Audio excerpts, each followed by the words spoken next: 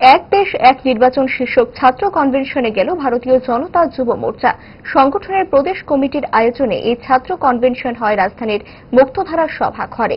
দেশের নির্বাচনী ব্যবস্থায় কেন এক নির্বাচন প্রয়োজন তার বিভিন্ন দিক ছাত্র যুবাদের সামনে তুলে ধরাই হল এই কর্মসূচির মূল উদ্দেশ্য। আগামী দিনে এই ধরনের কর্মসূচি রাজ্যের নানা প্রান্তে ছড়িয়ে দেওয়া হবে বলে জানিয়েছেন সংগঠনের প্রদেশ সভাপতি সুশান্ত দেব।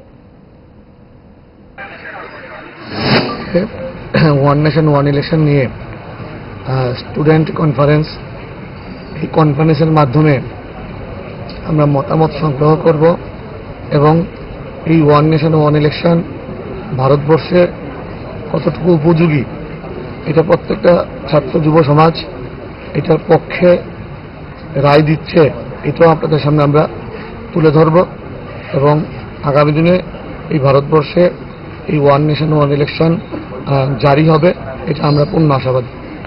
আজকে যেমন আপনার যুব মোর্চায় মুক্তধারাতে প্রোগ্রাম করছেন, আবার অন্যান্য ডিস্ট্রিক্টগুলো থেকে প্রোগ্রামটা হয়ে যাবে আবার কোনো?